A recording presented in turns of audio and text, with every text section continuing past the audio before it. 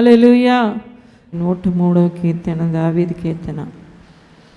ఈ కీర్తనకారుడు దేవుడు తనకు చేసిన మేలులు తలపోసుకుంటూ దేవుణ్ణి స్తుతించమని తన ప్రాణానికి బోధించుకుంటా ఒక మాట చెప్తా ఉన్నాడు. చూడండి 13వ వచనం. తండ్రి తన కుమారుల ఎడల చాలిపడినట్లు యెహోవా తన యందు భయభక్తులు గలవారి ఎడల చాలిపడును. తండ్రి చాలిపడినట్లు దేవుడు తన దగ్గర ఉండేవాళ్ళు, తనకు భయపడేవాళ్ళు, భక్తి గలవారి ఎడల చాలిపడుతున్నాడు. ఇది తండ్రి లక్షణం. జాలిపడము అనేది ఎవరి లక్షణం చెప్పండి? తండ్రి లక్షణం.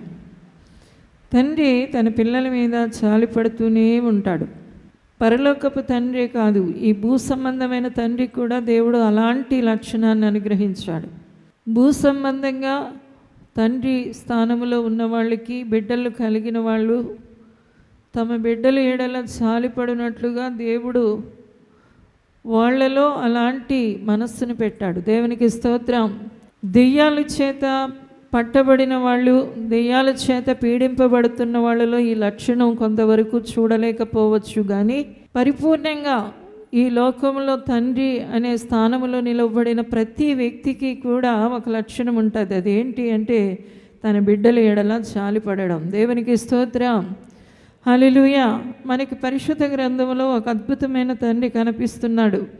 లూకా సువార్త 15వ అధ్యాయం 11వ వచనంలో చూస్తే ఒక తండ్రికి 2 కొడుకులు ఉన్నారు. ఆ కొడుకులు ఇద్దరి మీద అతను ఎంతగా జాలిపడుతూ ఉన్నాడో మనకి ఇక్కడ కనబడతా ఉంది. అతను చిన్న కుమారుడు తన ఆస్తినంతా పట్టుకుని దూరదేశాలకు వెళ్ళి వేశ్యలతో తిరిగి దుర్వ్యాపారం చేసి తన ఆస్తినంతా పోగొట్టుకొని తిరిగి వస్తూ ఉన్నప్పుడు కూడా ఆ తండ్రి జాలిపడుతున్న విధానం మనకి అక్కడ కనబడతా ఉంది. హల్లెలూయా. నా ఆస్తి అంతా పోగొట్టుకున్నాడే, నా మీద గొడవ చేశాడు, ఇంత భయంకరంగా నన్ను ద్వేషించాడు, కాబట్టి ఈ వ్యక్తిని మరలా నేను ఎలా చేర్చుకుంటాను, మరలా ఈ వ్యక్తితో మరలా నేను నాలో కలుపుకుంటాను అనుకోలేదు. కానీ ఆ తండ్రికి ఉన్న జాలి హృదయం ఏం చేసింది అంటే ఆ వ్యక్తిని తిరిగి కలుపుకుంది. హల్లెలూయా. ఆ వ్యక్తికి ఒకటి తెలుస్తూ ఉంది, ఆ తప్పిపోయిన కొడుక్కి. ఎందుకంటే నా తండ్రి నన్ను చేర్చుకోడేమో, నన్ను క్షమించడేమో, పోనీ కూలివాడిగా అన్న పెట్టుకోమని అడుగుదాను అనుకుంటున్నాడు. కానీ తండ్రిది ఆ హృదయం కాదు, ఆయనది జాలిగుండె. దేవునికి స్తోత్రం. హల్లెలూయా. ఆ తండ్రి జాలిగుండెను కలిగి ఉన్నాడు కాబట్టి ఆ కుమారుణ్ణి స్వీకరించాడు. ఆ తర్వాత ఆ కొడుకు కొరకు గొప్ప ఆర్భటాన్ని చేస్తూ ఉన్నాడు. ఆ కొడుకును బట్టి చాలా సంతోషిస్తూ ఉన్నాడు. ఇప్పుడైనా బుద్ధి తెచ్చుకున్నావు కదా, ఇంకా మంచిగా ఉండు, వీడు ఎలా ఉంటాడో పరిశీలిస్తాను, వీడు సరిగా ఉంటాడా లేదా అనుకుంటాను అనుకోవడం లేదు. వెంటనే ఆ కొడుక్కి ఉంగరాన్ని ధరింపచేస్తున్నాడు, మంచి వస్త్రాలు ఇస్తున్నాడు, తర్వాత మంచి చెప్పులు ధరింపచేస్తాడు, అతని కొరకు పెద్ద విందు చేస్తూ ఉన్నాడు. ఇది తండ్రి హృదయములో ఉన్న జాలి. దేవునికి స్తోత్రం. హల్లెలూయా. తర్వాత ఇదంతా జరుగుతున్న సమయంలో పెద్ద కుమారుడు వచ్చాడు. పెద్ద కుమారుడు వచ్చి తండ్రి చిన్న కొడుకు చేస్తున్న దాన్ని చూసి ఏం చేస్తున్నాడంటే పక్కకి వెళ్ళిపోయాడు. ఇక లోపలికే రాకుండా అతను దూరాన్ని నిలవబడి చూస్తున్నాడు, కానీ దగ్గరికే రావడం లేదు. ఇక తండ్రి ఇంటికి రావడానికి కూడా అంగీకరించడం లేదు. ఆ సమయంలో పనివాళ్ళు చెబితే మరలా తండ్రి హృదయం ఆ పెద్ద కుమారుడి ఎడల కూడా జాలిగునింది. దేవునికి స్తోత్రం. మళ్ళా పెద్ద కుమారుని కూడా బ్రతిమలాడుకుంటున్నాడు, నువ్వు ఎప్పుడూ నాతోనే ఉన్నావు కదా, నా సంతోషంలో నువ్వు పాలివాడవే కదా, ఇప్పుడు తిను తప్పిపోయి వచ్చాడు కాబట్టి నేను తినకి ఇలా చేస్తున్నాను అని చెప్పి మళ్ళీ తన్ను కూడా ఊరటిస్తూ ఉన్నాడు. ఎందుకంటే తండ్రిలో ఏం దొరుకుతుంది అంటే జాలి. దేవునికి స్తోత్రం. హల్లెలూయా. ఈ భూమి మీద ఏ దేశస్తులు అవనివ్వండి, దేవుని బిడ్డలారా, తెల్లోళ్ళు కానివ్వండి, నల్లోళ్ళు కానివ్వండి, ఒక తండ్రి గుండెల్లో ఏముంటుంది అంటే జాలి ఉంటుంది. దేవునికి స్తోత్రం. అంటున్నాడు దేవుడు, ఈ లోకపు తండ్రి హృదయంలో నేను జాలిని పుట్టించిన నేను నీ ఎడల జాలి కలిగి ఉన్నాను.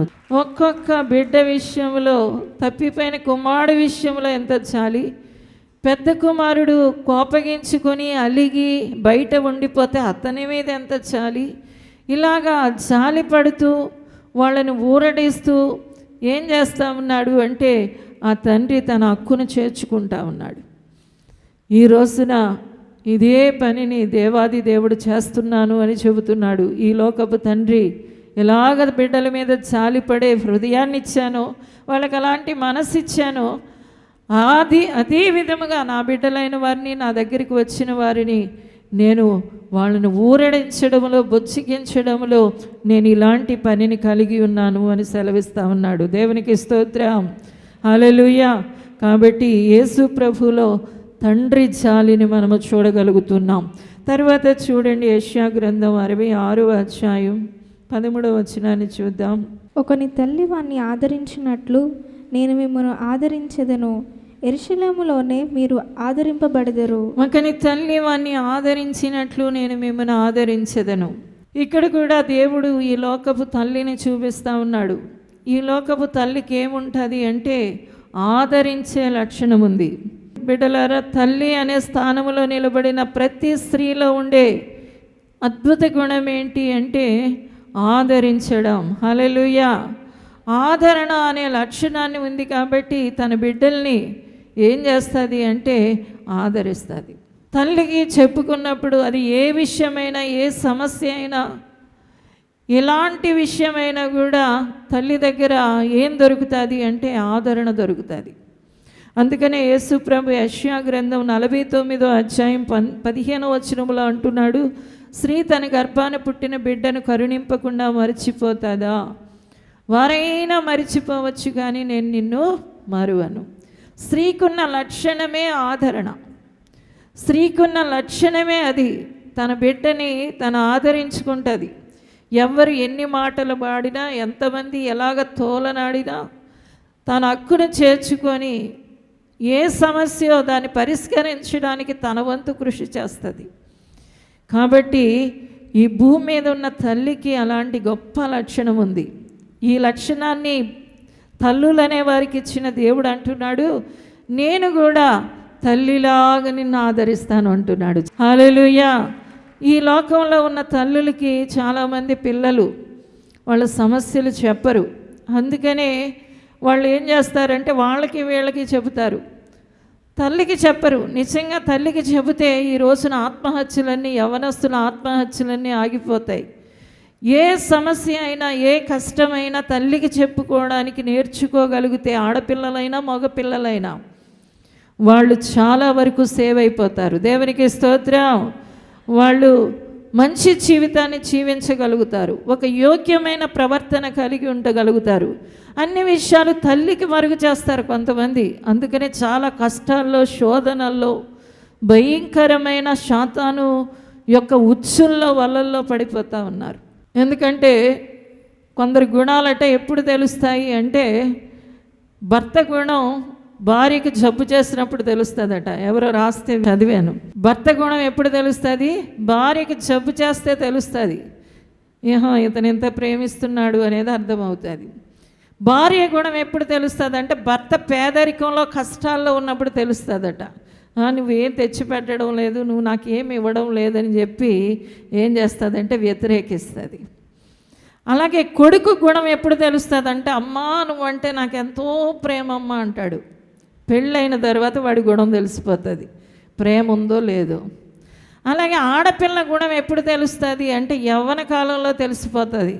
యవ్వన కాలంలో వీళ్ళు ఫ్రెండ్షిప్లు, స్నేహాలు, వీటితో నాకు ఈ ఫ్రెండ్ ఉన్నాడు, ఆ ఫ్రెండ్ ఉన్నది అనుకుంటా ఇక తల్లిని నిర్లక్ష్యం చేస్తుంది, తండ్రిని నిర్లక్ష్యం చేస్తుంది. యవ్వన కాలంలో ఆడపిల్లలు ఎవరో మనకి తెలిసిపోతుంది.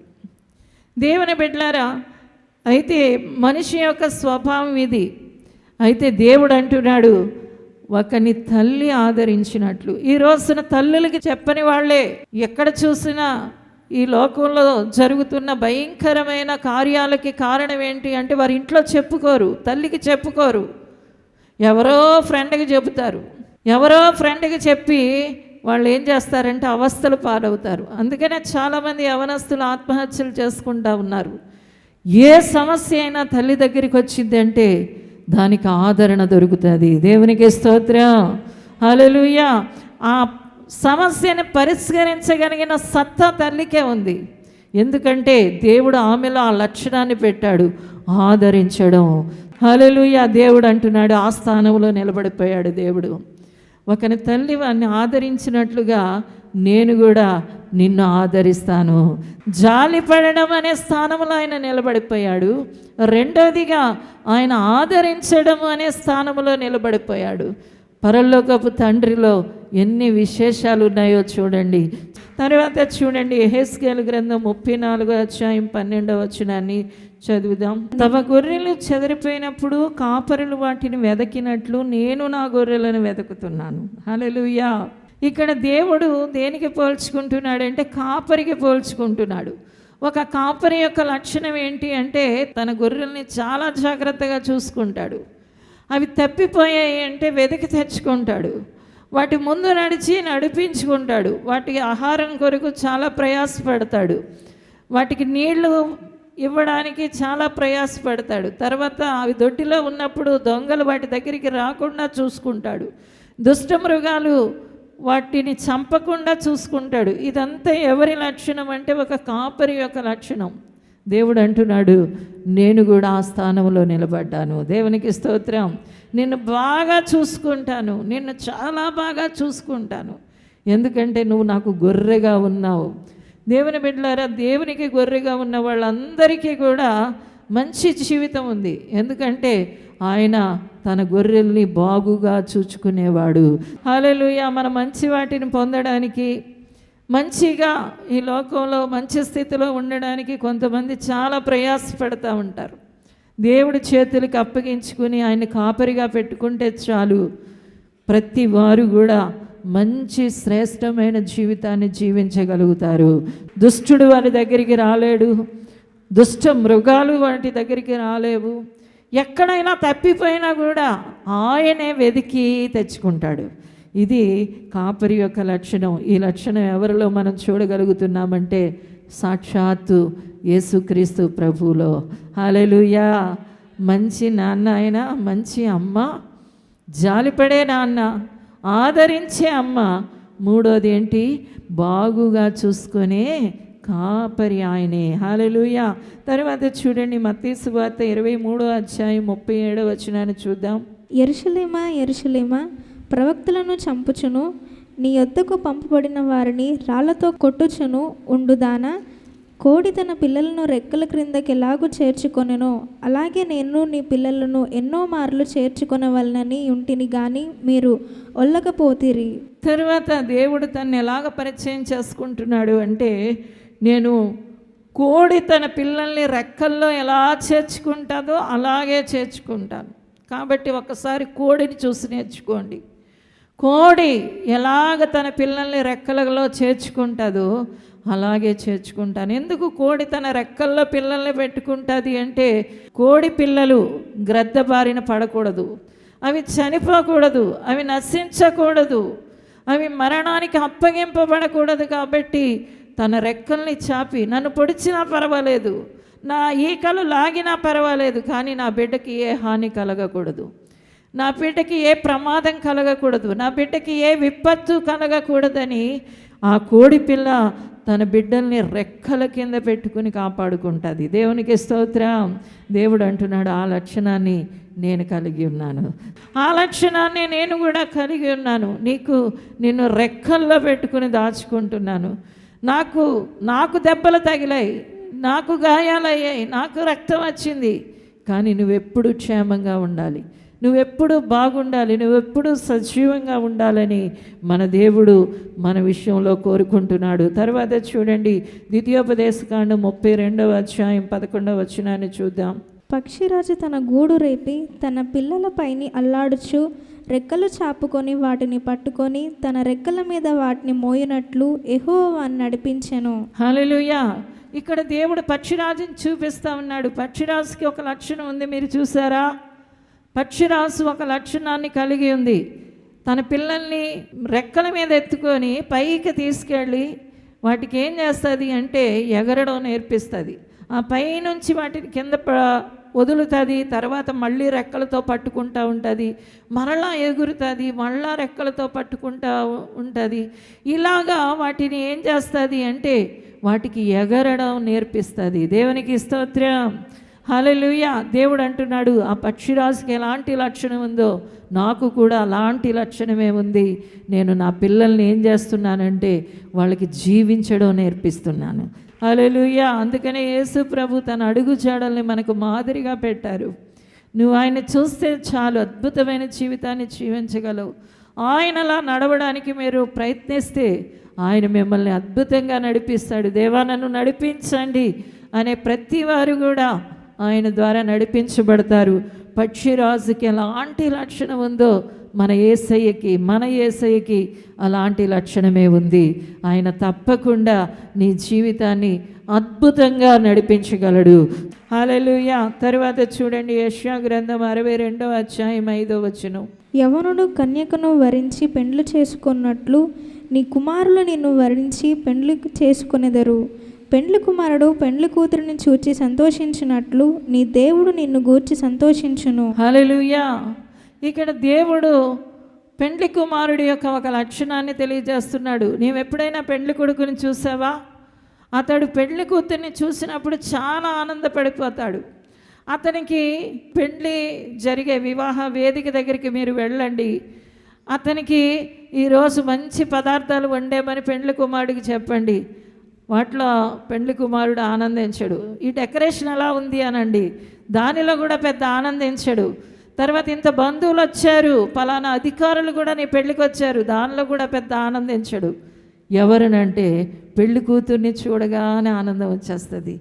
ఎక్కడ లేని ఆనందం కట్టలు తెగి ప్రవహిస్తూ ఉంటుంది. ఎందుకంటే తన పెండ్లి కుమార్తె. హల్లెలూయా, హల్లెలూయా. తన భార్య, రేపొద్దున తనతో ఉండవలసిన స్త్రీ కాబట్టి ఆమెను చూడగానే ఇవన్నీ మర్చిపోతాడు. అతడికి ఏం చెప్పినా బుర్రకెక్కవు. ఆ సమయంలో పెళ్ళికొడు దగ్గరికి వెళ్ళి కొంతమంది ఏం చేస్తూ ఉంటారంటే గుసగుసలు మాట్లాడతారు. నేను అనుకుంటున్నాను నువ్వెన్ని చెప్పినా వాడు వినడు. ఎందుకంటే వాడి మనసు ఎక్కడుంది? పెండ్లి కుమార్తె మీద ఉంది. దేవునికి స్తోత్రం. ఈ రోజున దేవుని బిడ్డ అంటున్నాడు, దేవుడు పెండ్లి కుమారుడు పెండ్లి కుమార్తెను చూసి ఎలాగ ఆనందపడతాడు, నేను కూడా నిన్ను బట్టి ఆనందిస్తూ ఉన్నాను. నాకంటూ ఒక ఆనందం ఉంది అంటే, నాకంటూ ఒక సంతోషం ఉంది అంటే అది ఎవరిని బట్టి అంటే నిన్ను బట్టే నేను ఆనందిస్తాను. నాకు ఇంక వేరే సంతోషాలు లేవని మన యేసయ్య చెబుతా ఉన్నాడు. హల్లెలూయా. ఆయన పరలోక సౌభాగ్యాలలో ఆనందించడం లేదు, కానీ మన దేవుడు ఈ లోకంలో రక్షించబడిన పాపి నూతనపరచబడుతూ రూపాంతరం చెందుతూ యేసు రాకడ కొరకు సిద్ధపడుతూ పెండ్లి వస్త్రాలు ధరిస్తూ పెండ్లి కుమార్తె అలంకారాన్ని పొందుకుంటున్నప్పుడు ఆనందిస్తూ ఉంటాడు. నా ఆనందం ఎవరిలో అంటే నీలోనే అని దేవుడు చెబుతా ఉన్నాడు. హల్లెలూయా. తరువాత చూడండి, హోషేయ గ్రంథం 13వ అధ్యాయం 5వ వచనాన్ని చదువుదాం. మహా ఎండకు కాలిన అరణ్యములో నిన్ను స్నేహించువాడని నేనే. యోహాను సువార్త 15వ అధ్యాయం 13వ వచనంలో ఉంటాడు, తన స్నేహితుని కొరకు ప్రాణం పెట్టగలిగిన వానికంటే ఎక్కువ ప్రేమ కలిగిన వాడు ఎవడైనా ఉన్నాడా అంటున్నాడు. అందుకనే ప్రభు అంటున్నాడు, నేను నిజమైన స్నేహితుడిని. హల్లెలూయా. స్నేహితుడికి ఉన్న లక్షణం ఏంటి అంటే ఎలాంటి పరిస్థితిలోనైనా హత్తుకుని ఉంటాడు. అందుకనే సామెతల గ్రంథంలో జ్ఞాని అయిన సొలొమోను ఒక మాట చెప్తా ఉన్నాడు, నీకు కష్టం వచ్చినప్పుడు నీ సోదరుడి ఇంటికి వెళ్ళకు, నీ స్నేహితుడి ఇంటికి వెళ్ళు. హల్లెలూయా. ఎందుకంటే అతడు అన్ని పరిస్థితుల్లో నిన్ను అర్థం చేసుకొని నీకు సహాయం చేయవాడై ఉన్నాడు. హల్లెలూయా. సోదరుడి కంటే కష్ట సమయాల్లో ఎక్కువగా ఆదుకునేవాడు ఎవరు అంటే స్నేహితుడు. దేవుడు అంటున్నాడు, స్నేహితుడికి ఆ లక్షణం ఉంది, ఆ గుణం ఉంది. ఎలాంటి సమస్యలో తన స్నేహితుడు ఉన్నా, ఎలాంటి కష్టంలో ఉన్నా, ఎలాంటి బాధలో ఉన్నా, ఆ పరిస్థితుల్లో కూడా తన స్నేహాన్ని బట్టి ఏదో ఒక సహాయం చేయాలి అనుకుంటాడు. దేవుని బిడ్డ యేసు అంటున్నాడు, నేను నీ స్నేహితుడిని, స్నేహితుడు లాగా నేను ఉంటాను.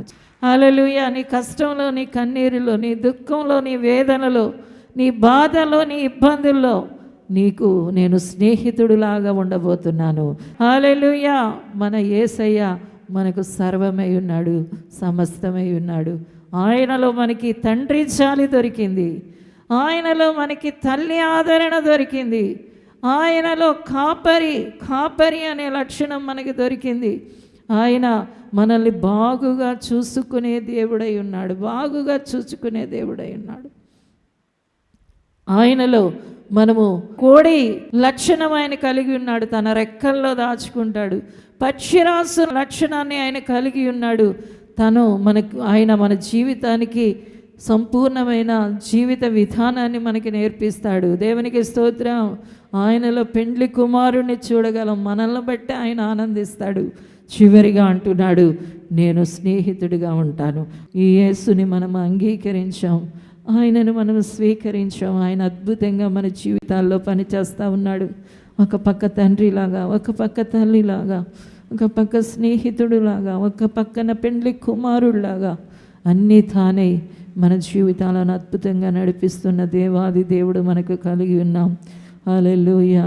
ప్రభు, ఎల్లప్పుడూ నీవేనయ్యా, నీ నుండి నేను సమస్తాన్ని పొందగలనయ్యా. అదే నా ధైర్యమయ్యా, అదే నా నిరీక్షణయ్యా, అదే నా బలమయ్యా, అదే నా విశ్వాసమయ్యా అని ఎవరు తమ దేవునికి తమ జీవితాలను అప్పగించుకుంటారో అద్భుతమైన ఫలితాన్ని చూడగలుగుతారు. ప్రార్థన చేసుకుందాం. అందరూ చెప్పండి, ప్రభు నాకు తల్లిగా ఉన్నందుకు వందనాలు, తండ్రిగా ఉన్నందుకు వందనాలు, ప్రభు కాపరిగా ఉన్నందుకు వందనాలు, నాకు స్నేహితుడిగా ఉన్నందుకు వందనాలు, నాకు వరుడుగా ఉన్నందుకు వందనాలు, నాకు కోడి వలె ఉన్నందుకు వందనాలు, పక్షిరాసులాగా ఉన్నందుకు వందనాలు. తండ్రి నీకు వందనాలు ప్రభా. నా జీవితకాలం అంతా స్తుతిస్తానయ్యా. నీకు రుణస్తురాలను, నీకు రుణస్తుడను ప్రభా. జీవితం అంతా నిన్ను స్తుతిస్తానయ్యా. నాకు సర్వమైనందుకు వందనాలు. స్తోత్రాలు తండ్రి, స్తోత్రాలు ప్రభా. ప్రియ ప్రభా నీకు వందనాలు. ఇంత మంచి దేవుణ్ణి నిర్లక్ష్యం చేస్తున్నావా? నీ సమయాన్నంతా వ్యర్థపరుస్తున్నావా? వాళ్ళతో మాట్లాడుతున్నావు, వీళ్ళతో మాట్లాడుతూ ఉన్నావు, సెల్ ఫోన్ నొక్కుకుంటూ కూర్చున్నావు, టీవీ ముందు కాలం గడిపేస్తూ ఉన్నావు. దేవుడిచ్చిన ఈవుల్ని బట్టి ఆయనకి కృతజ్ఞతాస్తుతులు చెల్లించవలసిన సమయంలో నీవు నీ సమయాన్నంతా లోకం కోసం గడుపుతా ఉన్నావు, మనుషుల కోసం గడుపుతా ఉన్నావు. ప్రభా, నాకు సర్వమైన నీతో నేను ఆ సమస్తం నా సమయం అంతా గడుపుతానని దేవునికి మనవి. పరిశుద్ధమైన తండ్రి, జీవంగల దేవానికి వందనాలు చెల్లిస్తున్నాను అయ్యా. తండ్రి, ఉదయ కాలం అయ్యా మీరు మాట్లాడిన విధానాన్ని బట్టి నీకు వందనాలు చెల్లిస్తున్నాను అయ్యా. నీ తండ్రి, నీలో తండ్రి చాలి కనబడుతుంది నాయన, తల్లి ఆదరణ కనబడుతూ ఉంది నాయన, కాపరి శ్రద్ధ కనబడుతూ ఉంది నాయన అయ్యా. తండ్రి, కోడి పెట్ట కాపుదల కనబడుతూ ఉంది నాయన అయ్యా. పక్షిరాసు నడిపింపు కనబడుతూ ఉంది నాయన. పెండ్లి కుమారుడు సంతోషం కనబడుతూ ఉంది నాన్న. రజానికి వందనాలు. స్నేహితుడు స్నేహం కనబడుతుంది నాయన. వీటన్నిటినీ కలిగి సమస్తాన్ని ఇస్తున్నా నీ వైపు చూడడానికి, నిన్ను ప్రేమించడానికి, నిన్ను హత్తుకోవడానికి, నీకు భయపడడానికి, నీకు లోబడడానికి, నీ యందు భక్తి కలిగి ఉండడానికి యేసు నామములో ప్రతి వారిని దీవించండి ప్రభా. యేసు నామములో దీవించండి ప్రభా. సమయమంతా నీతోనే ఉందురుగాక. ఎల్లప్పుడూ నీతో ఉండే జీవితము దయచేయండి, ఆశీర్వదించమని యేసు నామమును అడుగుచున్నాము తండ్రి. ఆమేన్.